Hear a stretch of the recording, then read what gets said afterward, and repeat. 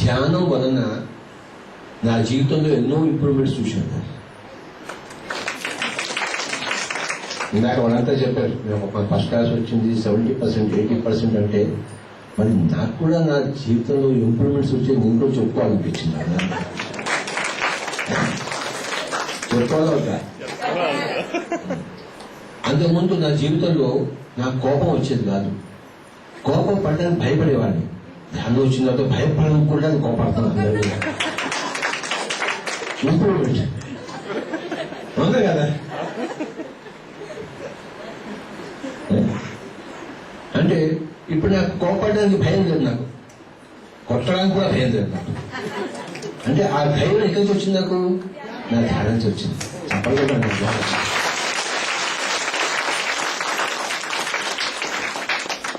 అవునా కదా. నేను ధ్యానంలో రాకముందు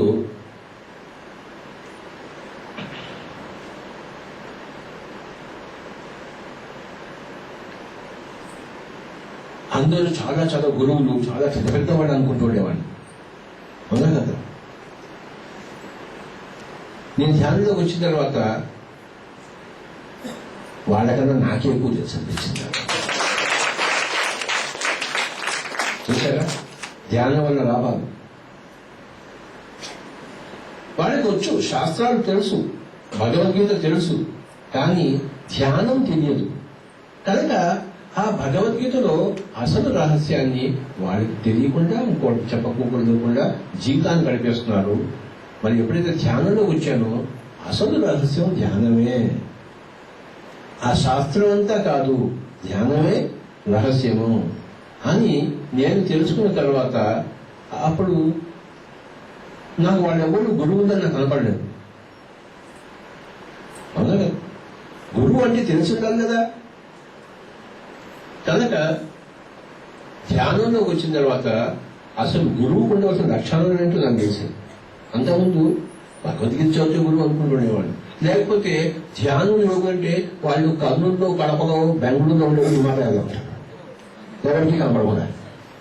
కనపడేవాడు ధ్యానం కాదు, కనపడకుండా ఉండేవాడు ధ్యానం. అంటే మనం కూడా ధ్యానం తెచ్చుకుంటే మనం కూడా ఇక్కడ కనపడకుండా పోవాలి, హిమాలయాలు పోవాలి అనుకుంటుండేవాడు. ధ్యానంలోకి వచ్చిన తర్వాత మనం ఇక్కడ అన్ని చేస్తూనే, టీవీ చూసుకుంటూనే, క్రికెట్ ఆడుకుంటూనే, అన్ని పనులు చేసుకుంటూనే ధ్యానం చేసుకోవచ్చు అని నాకు ధ్యానం ద్వారా తెలిసింది. అంతకుముందు నాకు తెలియదుగా. అవునా.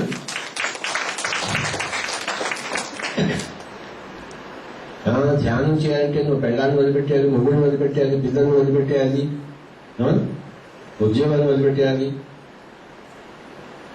సో మై డియర్ ఫ్రెండ్స్, ధ్యానానికి వైరాగ్యం అక్కర్లేదు అని నేను తెలుసుకున్నాను ధ్యానంలోకి వచ్చిన తర్వాత.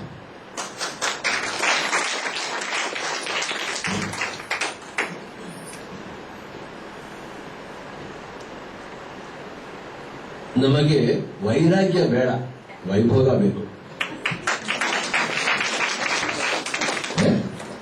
ಧ್ಯಾನ ಅಂದ್ರೆ ವೈರಾಗ್ಯ ಅಲ್ಲ, ಧ್ಯಾನ ಅಂದ್ರೆ ವೈಭೋಗ, ಅನುಕ್ಷಣ ವೈಭೋಗ, ಅನುನಿತ್ಯ ವೈಭೋಗ. అన్ని పరిస్థితుల్లోనూ వైభోగ. ఓకే. బాల గంగాధర్ తిలక్ ని జైల్లో పెట్టారు 5 ఏళ్ళు. ఎక్కడ పంపించారు? అండమాన్ పంపించారు. ఎవరిని? ఆయన అండమాన్ జైల్లో కూర్చొని ఏం చేశాడు చెప్పండి మీరు? ఏం చేశాడు? బుక్ చదవలే, బుక్ రాశాడు. భగవద్గీత మీద ఇంత లావు బుక్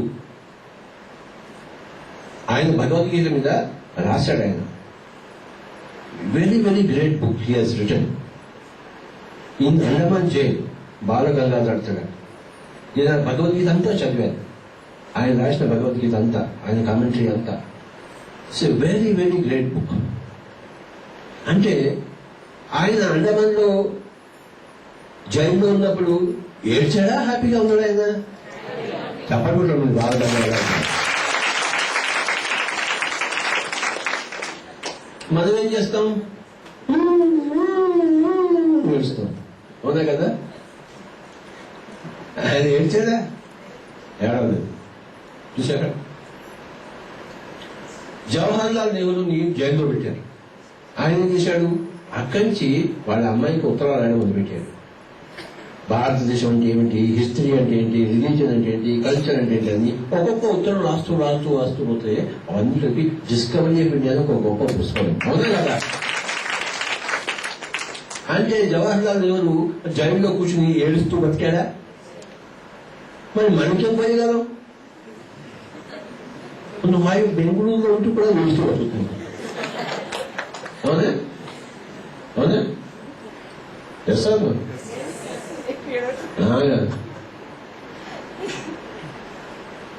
ఒకసారి బాల గంగాధర్ తిలక్ జవహర్ లాల్ నెహ్రూ గుర్తుగా రాబోయే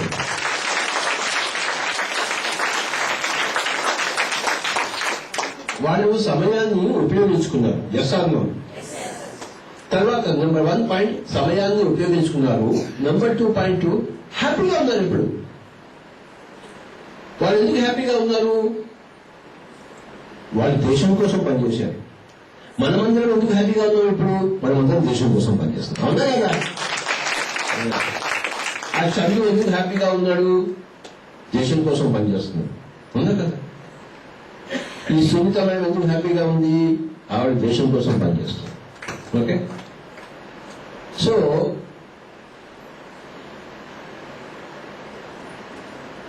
దేశం కోసం పనిచేయాలంటే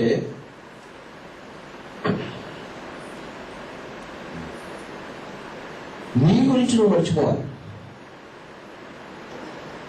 నీ గురించి నువ్వు మర్చిపోకపోతే నువ్వు దేశం గురించి పనిచేయదు. Yes or no? Jawaharlal Nehru, Balagangadhar Tilak, Mahatma Gandhi, లక్షల మంది, మదర్ టెరెసా, ఎనీబడి వాళ్ళ గురించి వాళ్ళు పక్కన పెట్టారు. Then you can work for the country.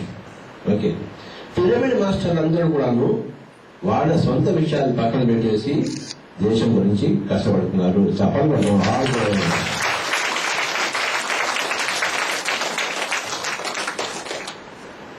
దేశం కోసం కష్టపడడం అన్నది ఎంత గొప్ప విషయం. మనకి ఆ ఆపర్చునిటీ దొరికింది. అంతకుముందు మనకు తెలియదు ఎలా చేయాలో.